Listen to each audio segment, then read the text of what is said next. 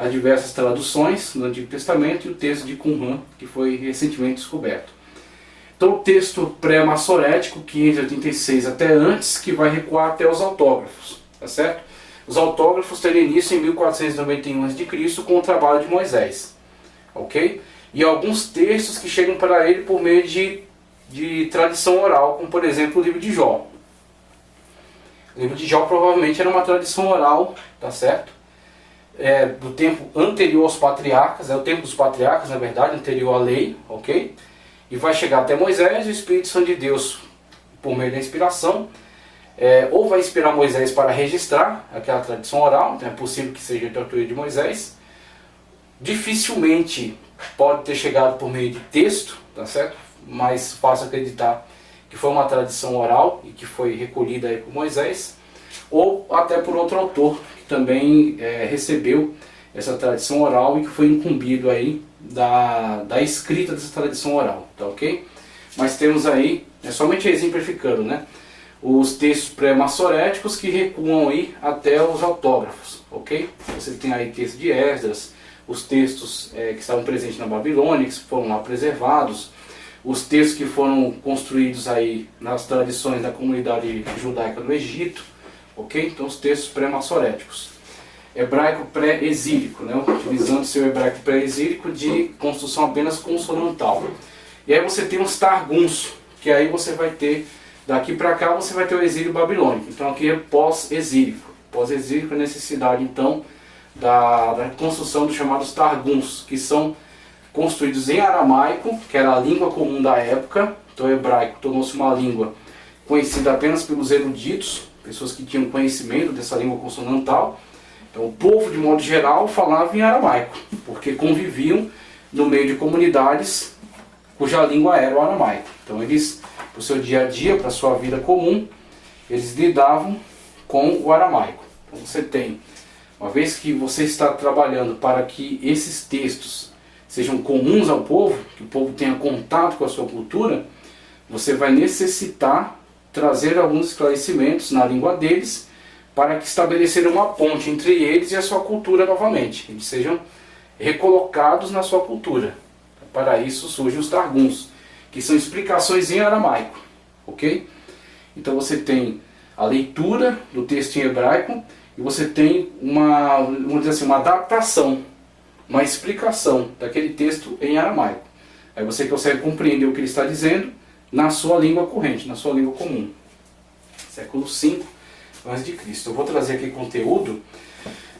História, Doutrina e Interpretação da Bíblia, de Joseph Angus. História, Doutrina e Interpretação da Bíblia de Joseph Angus. Vamos ver aqui. Vamos lá. Aqui, já encontrei. Textos.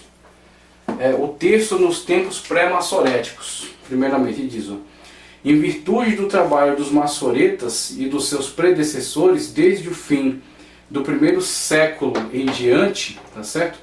Desde o fim do primeiro século em diante, o texto hebraico foi transmitido como que por um canal para isso preparado e livre da possibilidade de corrupção.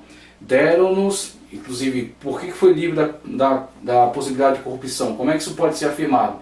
Comparação dos textos encontrados na caverna de Qumran em 1947 com os textos que restavam da tradição massorética, tá certo?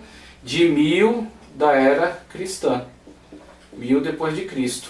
Então você tem textos aqui de 1000 depois de Cristo, dos massoretas, incluindo sinais diacríticos, comparados com textos de Qumran, ok? Que utilizavam-se do hebraico, né, certo? Do texto hebraico consonantal. Texto hebraico consonantal, que não incluíam esses sinais. Então você faz uma comparação entre eles e você vê que é fidedigna a cópia. Eles não adulteram o texto. Deram-nos com extraordinária fidelidade o que receberam.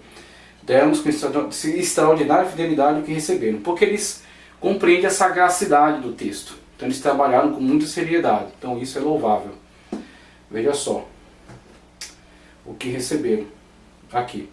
Resta saber se o mesmo processo de fiel preservação e reprodução foi seguido nos tempos anteapostólicos até Esdras e antes deste. Certamente não foi assim, e nós, no que respeita à pureza do texto hebraico, dependemos da perícia e escrúpulo com que foi determinado o texto massorético e transmitido às gerações seguintes. Boa prova de fidelidade nos dão as versões que indicam mais ou menos precisamente o texto hebraico da época em que foram feitas, ok? Então temos aí, claro, com algumas traduções você tem alguns problemas. Então a estrutura linguística muito diferente da estrutura original daquele texto. Aí você vai ter algumas traduções que não vão conseguir comunicar aquela ideia de uma forma tão perfeita, né? Mas você pode recorrer às comparações. Você compara uma Septuaginta com uma Torá samaritana, você compara com uma Tanakh massorética, tá certo? Você compara com os textos que ficaram daquilo que foi descoberto em Qumran, aí você vai vendo onde houveram falhas, traduções que não foram tão bem feitas, ok? Você vai descobrindo então e você vai eliminando estes equívocos. Targum. Entre as versões deve-se colocar em primeiro lugar os Targuns.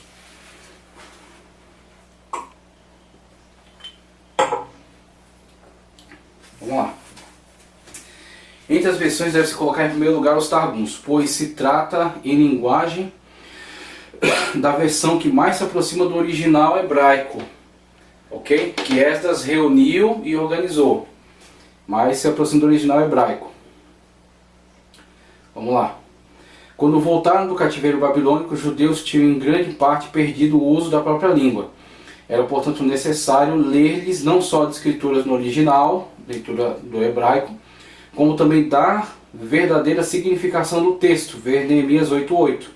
Inclusive, pessoas ficavam no meio do povo fazendo esse trabalho. Isso era feito oral e parafrasticamente, então parafraseava-se, ok? Não adianta você repetir para a pessoa hebraica que está sendo lido, porque ela não está compreendendo. Então você precisa parafrasear, buscar rapidamente o correspondente aramaico para aquelas ideias que estão presentes no hebraico. Então eis a paráfrase. Então é um texto que vai, em alguns momentos, parece afastar-se um tanto daquele texto original, mas na verdade é uma tentativa de estabelecimento de uma ponte, para que as pessoas que apenas conhecem a língua aramaica tenham contato com o texto que está sendo lido em hebraico. Ok? Isso era feito oral e parafrasticamente.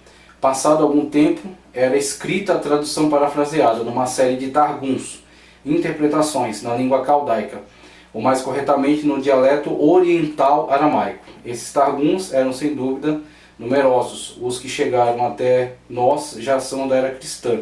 Os mais antigos são os da lei, feitos por onquelos. Aí os mais antigos são exatamente aqueles que eram julgados mais importantes, ok? Feito por onquelos, ou onquelos, um amigo de Gamaliel, e dos profetas, feito por Jonatã ben Uziel, que se diz ter sido um discípulo de Hilel. Outros dois targuns sobre o Pentateuco são anteriores ao sétimo século. Um é injustamente atribuído ao mesmo Jonatã, e o outro, que existe somente em fragmentos, é conhecido pelo nome de Targum de Jerusalém. Estes, como outros de menos importância sobre os hagiógrafos, contêm parábolas insípidas e adições fabulosas, mas são úteis, empregados com a devida cautela para o exame do texto hebraico. Coisas que acontecem com o grupo dos escritos, traduções mal feitas em relação a eles, e até os targuns que foram feitos aqui diz que contém muitos erros. E decorre já do fato deles reputarem esse grupo de livros como tendo autoridade, mas uma autoridade inferior a Torá, principalmente a Torá e também o Neviim. Então vai decaindo esse, vamos dizer assim, o nível de autoridade atribuída, ok? Não que esses textos em si não tenham autoridade, mas infelizmente eles olham para eles dessa forma.